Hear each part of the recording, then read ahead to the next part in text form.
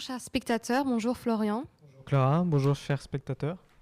Les jeunes ne lisent plus, ils sont désintéressés. Pour eux, ce sont des supports obsolètes de l'ancien temps, ennuyeux, barbants. Tant de choses que l'on peut entendre au sujet des jeunes et des livres. Mais est-ce vraiment le cas? Est-ce que les jeunes lisent toujours? Sur quel support? C'est ce à quoi nous avons essayé de répondre. Au programme de cette émission, nous avons choisi de partir à la rencontre d'une dessinatrice de BD abbevilloise, Alexis May. Nous avons également interviewé Mathieu, le responsable du secteur jeunesse à Studio Livre à Abbeville. Ensuite, nous parlerons avec Léa de l'actualité des livres. Et nous aurons la chance de retrouver Victor comme invité pour tout nous expliquer sur le monde des webtoons. Sans plus tarder, nous qui sommes les premiers concernés par ce sujet, nous nous sommes adonnés au jeu de questions-réponses sur le livre. Est-ce que tu aimes lire? Oui, beaucoup. Alors, si j'aime lire, oui, un petit peu, oui. Oui, je lis sur Wikipédia, je lis des articles et des livres, donc ouais, j'aime bien lire. Roman. Et le mot romance surtout. Oui, la manière. Alors, je lis essentiellement des biographies, des témoignages historiques et également tout ce qui va être en rapport avec des combats, un petit peu des guerres mondiales. Donc on va vraiment rester sur des récits ou des témoignages historiques. Ben, je lis un peu de bande dessinée, un peu de manga, un peu de tout en vrai. Les livres scientifiques, les essais, tout ce qui se rapporte à la réflexion et au savoir. Je trouve que c'est divertissant et que ça permet de s'épanouir personnellement quand ça parle de sujets qui nous concernent. Combien de livres tu as lu? Une bonne centaine. Bon allez, je vais peut-être aller entre 100 et 200. Ce mois-ci, j'ai déjà lu une quinzaine de livres. Livres papier, 3-4, et puis si on compte Wikipédia comme un livre, beaucoup. Qu'est-ce que ça t'apporte? Déjà de la détente, ainsi que des idées pour mes propres écritures. Du coup du savoir, de la formation pour tous mes projets, parce que j'ai besoin de m'informer beaucoup pour ne pas dire des conneries justement, et voilà, pour avoir un peu plus de légitimité. De la connaissance et beaucoup de divertissement. Un épanouissement et du divertissement personnel, et puis c'est tout. Oui. Visiblement, nous avons beaucoup de lecteurs dans l'équipe. Selon une étude Ipsos pour le Centre national du livre, sur 1000 interviewés, en 2019, 91% des jeunes âgés entre 15 et 24 ans se déclaraient lecteurs de livres. En 2021, ils étaient 80%, soit une baisse de 11%. Parmi leurs lectures favorites, en 2021, en tête, les livres pratiques, art de vivre et loisirs l'emportent avec 48%, suivi des romans de science-fiction, fantastique, heroic fantasy, horreur avec 47%, et des livres sur l'histoire avec 45%. Pour compléter cette étude, on a décidé de se rendre à la librairie centrale Studio Livre d'Abbeville pour connaître la tendance en matière de livres chez les jeunes.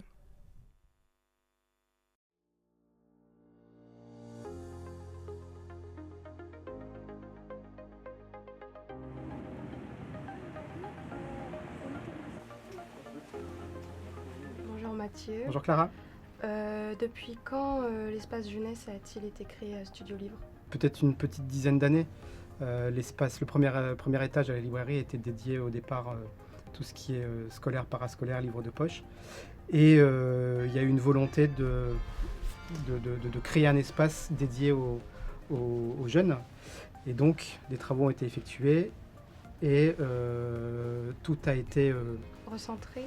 Et donc un espace dédié aux ados a été créé, donc avec la bande dessinée, le comics, le manga, la littérature jeunesse, donc je dirais à partir de 10-11 ans. Et est venu se greffer à ça la science-fiction et la fantasy et le polar. Et est-ce que vous trouvez que cet espace est beaucoup fréquenté par les jeunes dans cette tranche d'âge justement? De plus en plus. De plus en plus, et on s'en est aperçu avec la crise sanitaire, où tout le monde a été a été confiné pendant quelques semaines, voire quelques mois. Et donc il y a eu cette frustration de nos clients qui s'est fait sentir. Et après le premier confinement, ça a été de la folie. Et on a vu de nouvelles têtes. Voilà, grâce notamment l'effet des réseaux sociaux et l'effet des plateformes qui ont fait que certaines séries, en l'occurrence manga, ou certains livres ados étaient adaptés sur des plateformes, qui a suscité cette envie auprès des jeunes d'aller découvrir la suite, voilà, de leur série préférée, que ce soit en manga ou en littérature ado, et donc de fréquenter donc la librairie Studio Livre de manière exponentielle. Dans l'année 2020, c'est quoi qui s'est le plus vendu? La tendance nationale n'est pas forcément la tendance locale. D'accord. Donc si par exemple là en 2021 il y a le dernier livre de J.K. Rowling qui est sorti, donc Le Cochon de Noël, qui a été de très très bonnes ventes au niveau national, à la librairie ça a été aussi de très très bonnes ventes. Mais il y a aussi, voilà, il n'y a pas que les gros auteurs de renommée internationale qui marchent en librairie, et notamment chez Studio Livre, puisque nous avons aussi nos auteurs un peu chouchous qu'on défend et qu'on met en avant. Donc ça, voilà, ça peut être... il y a tout un tas de titres, je pense à Guillaume Le Cornec avec Les Enquêtes au Jardin, qu'on a vraiment mis en avant parce qu'on adore cette série. Les livres de Bertrand Puard parce qu'on adore aussi. Donc voilà.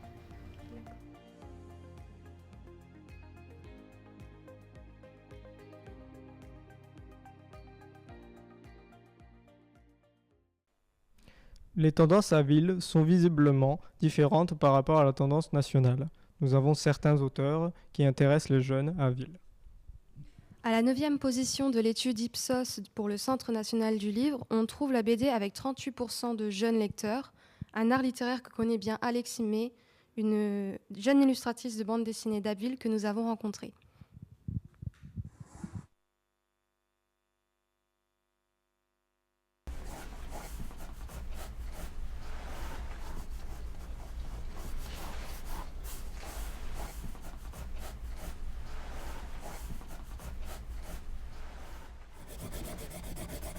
Je suis Alexis May, je suis dessinatrice. Je vis à Abbeville. Qu'est-ce qui m'a conduit à faire du livre jeunesse? Moi, je dessine depuis que je suis toute petite. J'avais commencé à dessiner pour raconter des histoires à un âge où on ne sait pas encore lire ni écrire. Et assez rapidement, des gens m'avaient conseillé de faire de la bande dessinée en disant c'est plus simple pour raconter des histoires plus complètes, etc. Donc j'ai fait mes premiers concours de bande dessinée à l'âge de 7 ans. Pour enfants, souvent je travaille plutôt au feutre, ça change complètement mon trait, ça a un côté plus Disney, plus dessin animé quand j'utilise des feutres. La couleur aussi peut changer, je vais me tourner plus vers des couleurs traditionnelles à l'aquarelle pour des productions pour adultes parce que ça donne plus de matière et de grains, et plus vers un travail à l'ordinateur sur Photoshop sur les bandes dessinées pour enfants parce que les couleurs peuvent être plus vives, plus en aplat aussi, plus nettes. Dans vos différents livres, on a remarqué des styles de dessin qui changeaient. Pourquoi est-ce que vous n'en gardez pas juste un seul, comme un style signature par exemple, un peu comme l'auteur d'un manga qui va garder un style pour qu'on puisse le reconnaître?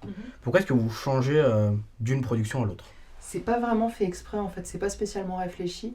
Je pense que ça se fait naturellement, presque inconsciemment au moment de faire les recherches de personnages, parce qu'on fait toujours ça en amont. On fait des pages de croquis pour essayer de trouver les styles de personnages, leur design, etc. Ouais, ça se fait un peu naturellement. C'est-à-dire que pour un album jeunesse comme Lily et Colin, clairement, la demande de l'éditeur, c'était qu'on ait quelque chose vraiment pour enfants qui rentre dans les classiques en fait, pour enfants. Donc j'ai un trait qui peut un petit peu faire penser parfois au manga, mais je pense que c'est plus mon influence Disney, avec des yeux un peu grands, pas forcément fermés au niveau du trait. Quels sont les débouchés sur le métier d'auteur pour livre jeunesse? Est-ce que y a une grande demande? Est-ce que c'est peut-être moins que pour d'autres styles de dessin? Quels sont les débouchés? C'est un métier quand même assez compliqué, hein, je vais pas mentir. Moi, j'étais prévenue, entre guillemets. Mes parents m'avaient toujours dit c'est pas un vrai métier, il faut que tu fasses autre chose. Donc j'ai un peu fait du forcing pour faire une école de dessin animé. Et après, pour dire j'arrête là mes études et je me lance en tant qu'autrice. C'est pas évident. Faut savoir que moi, je fais plus de la bande dessinée que du livre jeunesse. Le livre jeunesse, c'est vraiment dur de placer un projet. Les éditeurs n'ont pas un énorme catalogue d'auteurs, donc ils gardent les auteurs qu'ils connaissent déjà en général. C'est très intéressant et puis votre carrière, votre histoire, c'est quelque chose qu'on n'a pas l'habitude de voir et c'est très intéressant, c'est instructif si on peut dire ça comme ça. Je vous remercie, c'était un très bon moment.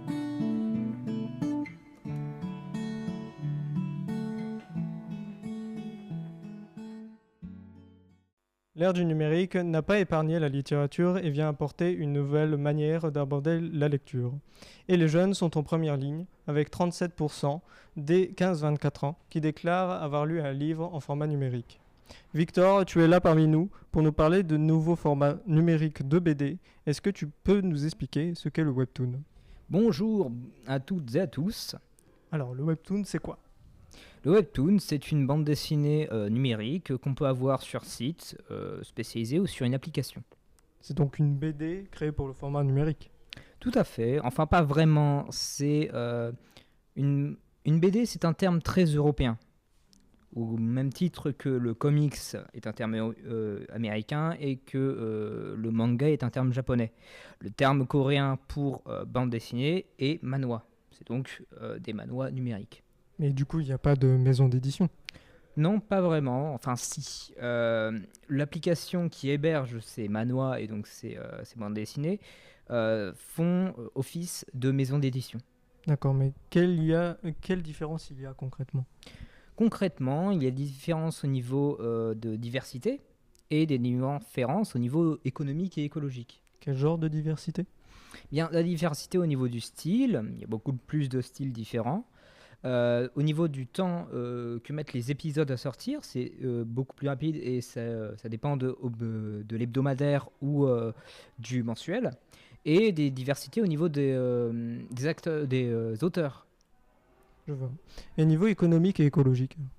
Bien, au niveau économique et écologique, comme il y a plus de nécessité d'avoir du papier et de l'encre, bien, il y a plus d'économies faites au niveau de l'encre, du coup, parce que ça vous coûte très cher.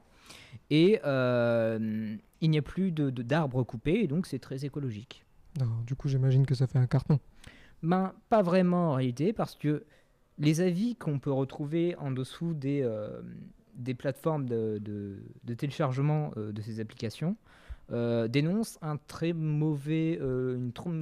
mauvaise gestion de la traduction, majoritairement. D'accord. Merci beaucoup, Victor, pour toutes ces précisions. Nous allons terminer cette émission avec Léa, qui a collecté des infos sur les futurs événements littéraires qui vont se passer à Abbeville et sur les prochaines dates à ne pas manquer. Bonjour Léa. Bonjour. Effectivement, je vais vous parler des événements littéraires qui va y avoir lieu. La 7e édition du Salon du Livre aura lieu prochainement le 5 et 6 mars à l'espace culturel Saint-André à Abbeville. Cette année, l'Irlande sera mise à l'honneur avec une cinquantaine d'auteurs invités que vous pourrez rencontrer au programme. Le samedi 5 mars à 11h, inauguration et remise du prix littéraire de la mission locale Picardie-Maritime et du prix BD DCP. Le dimanche matin, un apéro lecture vous sera proposé à la découverte de la poésie irlandaise. Venez aussi découvrir le triporteur des médiathèques d'Abbeville le samedi 5 mars de 15h à 17h au quartier Espérance. Vous pouvez aussi fabriquer votre livre ou orner une lettre lors de l'atelier reliure et enluminure qui aura lieu les 2 après-midi du salon. Et pour finir, je vais vous parler de Guillaume Le Cornec, qui est en résidence depuis octobre 2021 à Abbeville. Son projet d'écriture est un projet de polar touristique avec des jeunes. Pour suivre l'avancée du projet, venez au plateau radio du Salon du Livre avec nous, jeunes journalistes de Télé de Somme, et avec Guillaume, le samedi 5 mars à 17h. Merci Léa, nous y serons. Merci d'avoir regardé. Cette émission a été réalisée dans le cadre d'un atelier d'une semaine réunissant des jeunes de 13 à 23 ans qui nous a permis de connaître les coulisses de la production d'une émission de A à Z. En passant par le côté technique, les enregistrements audio et visuels, le montage, le rôle de journaliste et de présentateur. Nous remercions Laurent Lapeau, Fatia, Gauthier, Mathieu, Camille, Aleximé, Mathieu de Studio Livre, Laurent Cauchy de l'espace culturel Saint-André, ainsi que la médiathèque d'Abbeville Jacques Darras avec sa responsable Nathalie, Victor Léa, ainsi que tous les autres participants.